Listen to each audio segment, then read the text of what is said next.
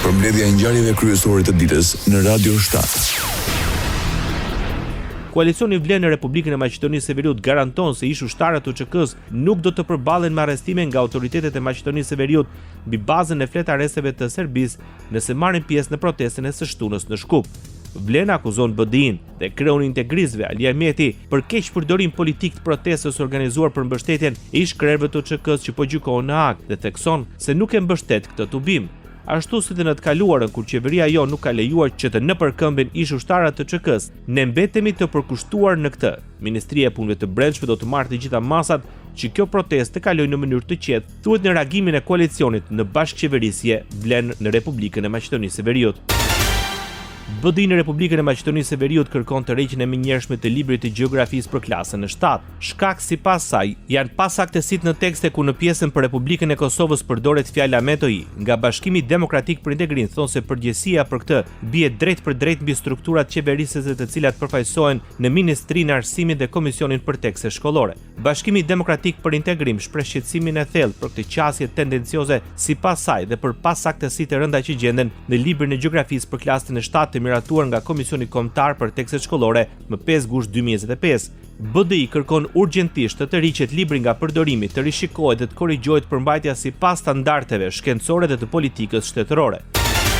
Pas dorëheqjes së Zeqëria Ibrahimit nga posti si kryetare alternativës në Republikën e Maqedonisë së Veriut, partinë do ta udhëheqë Bekim Sali.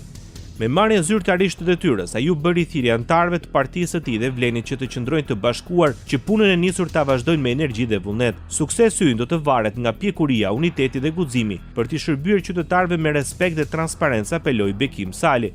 Kryetari i Alternativës Zeqëria Ibrahim në një status në rrjetin social njoftoi dorëheqjen nga posti i kryetarit të partisë. Mes të tjerash, Ibrahimi theksoi se deri në kongresin e ardhshëm, Alternativën do ta udhëheqë Bekim Sali. Fillimi i bashkëpunimit ushtarak ndërmjet Shteteve të Bashkuara të Amerikës dhe Maqedonisë së Veriut ishte në thelb takimi ndërmjet General-Major Gregory Knight në Maqedoni dhe kryeministrit Hristijan Mickoski. Biseda u fokusua në thellimin e bashkëpunimit ndërmjet institucioneve, veçanërisht në fushën e trajnimit, shkëmbimit të përvojave dhe mbështetjes në ndërtimin e kapaciteteve mbrojtëse moderne dhe efikase, thuhet mes të tjerash në mesazhin e kryeministrit të Maqedonisë së Veriut Hristijan Mickoski. Sipas agjendës është parashikuar të takimi me presidenten Gordana Cilenovska-Davkova. Rajoni. Kosova është gati për zgjedhjet e parakohshme parlamentare. Në mesnatë është përmbyllur afati për dorëzimin e listave të subjekteve politike me kandidatët e tyre për deputet në garën zgjedhore të 28 dhjetorit. Zëdhënësi i KQZ-s Valmir Elezi bëri të ditur se të gjitha subjektet e certifikuara për pjesëmarrje në zgjedhje kanë dorëzuar listat e kandidatëve për deputet. Në garën zgjedhore mes të tjerave marrin pjesë LDK-ja me 110 kandidat, PDK me 110, lista serbe me 33 kandidat, Alianca për Ardhmërinë e Kosovës 110 kandidat, Nisma Social-Demokrate 110 kandidat dhe po ashtu Lëvizja Vetëvendosje. Gjithsej në garën për listaturën e 10 në Kosovën e pas luftës janë 1181 kandidat. Kryetari i Komunës Prishtinës Përparim Rama betohet për marrjen zyrtarisht të mandatit të dytë në krye të kryeqytetit Kosovës. Gjatë fjalimit të tij pas betimit, Rama u zotua se do t'i ushtrojë detyrat me ndershmëri, besnikëri, panshmëri dhe në pajtim me ligjin. Ju e dini që unë as nuk jam dalë e as nuk do të ndalem para asgjëje kur bëhet fjalë për zhvillimin e kryeqytetit dhe për të drejtat e qytetarëve tonë. Dhe kështu do të vazhdoj edhe në këtë mandat. Për këtë betohem sot. Ai tha se shpreson që 4 vitet të ardhshme do të jenë të karakterizuara nga bashkëpunimi dhe jo nga bllokadat politike. E dim se mandati i kaluar nuk ka qenë ashtu siç e kanë merituar qytetarët, ka pas bllokada të kalkuluara politikisht, vonesa e pengesa dhe prej tyre më shumë të kanë vuajtur qytetarët. Uroj me zemër që në këtë mandat të reflektojmë dhe mos e detyrojmë popullin të dëgjojë diskurse përçarëse, të mos e vendosim qytetin peng të kalkulimeve politike, secili prej nesh jemi të votuar me i shërby qytetarëve e jo partive politike. Krahas tij në këtë mbledhje u betua dhe për 51 asamblistë të rinj, prej tyre 15 nga LDK, 12 nga Partia Demokratike e Kosovës dhe Lëvizja Vetëvendosje, 5 nga Alianca për Ardhmërinë e Kosovës, 4 nga Lidhja për Prishtinën dhe 1 asamblist nga lista Guxo, Partia Social-Demokrate dhe Nisma. Forcimi i bashkëpunimit mes KFOR-it dhe institucioneve të Kosovës me fokus të veçantë në garantimin e sigurisë dhe stabilitetit në vend dhe në rajon ishin në thelb të takimit ndërmjet komandantit të misionit të KFOR-it të udhëhequr nga NATO, General Major Ozkan Ulutash me kryeministrin e Kosovës në detyrë Albin Kurti në Camp Film City në Prishtinë. Me General Ulutash në takim ishte dhe ministri i mbrojtjes Ejub Maqedonsi dhe ministri i administrimit të pushtetit lokal Elbert Krasniqi. KFOR-i mbetet i përkushtuar për të siguruar një mjedis të qetë dhe të sigurt për të gjitha komunitetet në Kosovë dhe për të garantuar lirinë e lëvizjes në çdo kohë, thuhet njoftimin zyrtar të KFOR-it.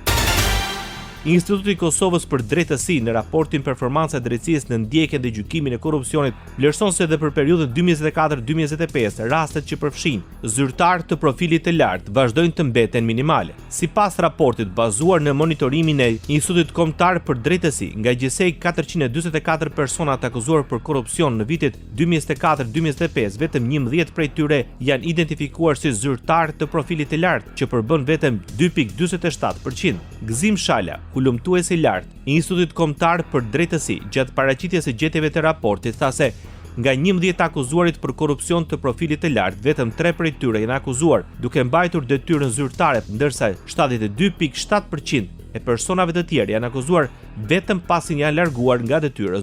Radio 7, zëri pozitiv i qytetit.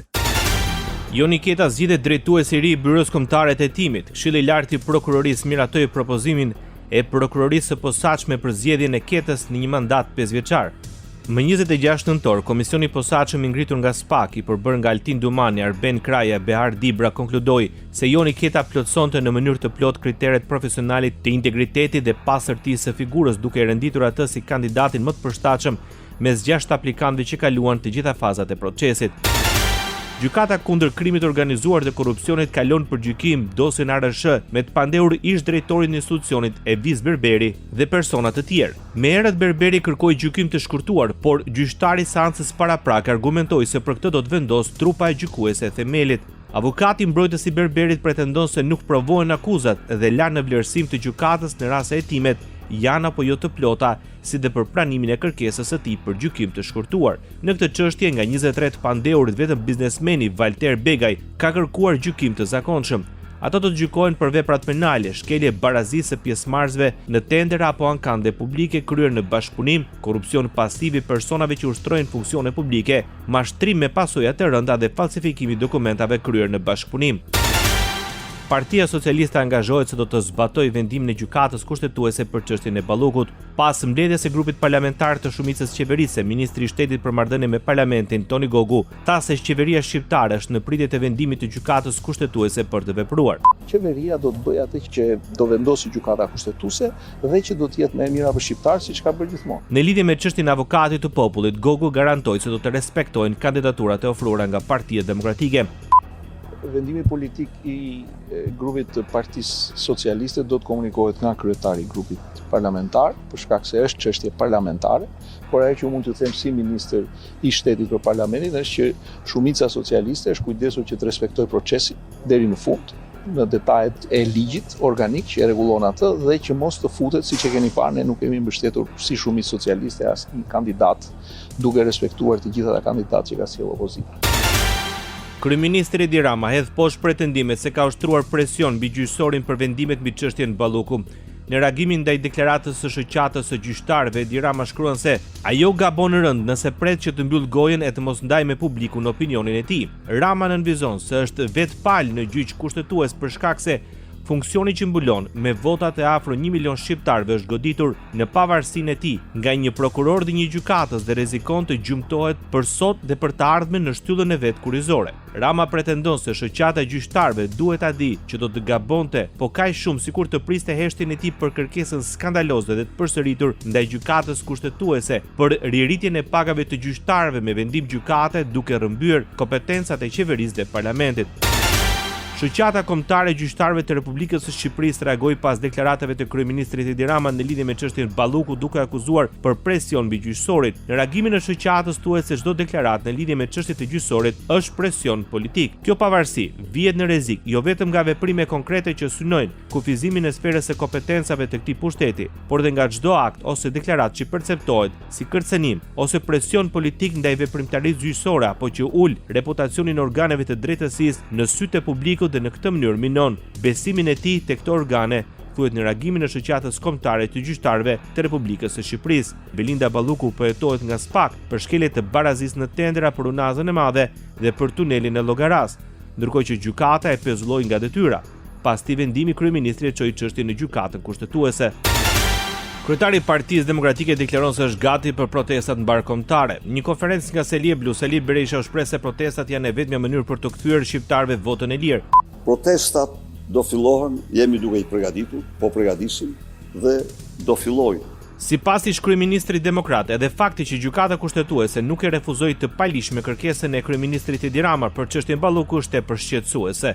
Vendimet e gjykatës, fakti që gjykata nuk e refuzoi të palishme kërkesën është tepër shqetësues. Mos harroni se kjo gjykatë ka shpalt palishëm duke shkelmuar kushtetutën. 30 deputet të opozitës që paraqiten kërkesë për çështjen time. Krahas asaj, Berisha konfirmoi tërheqjen e demokratëve nga procedura e zgjedhjes së avokatit të popullit. Bota.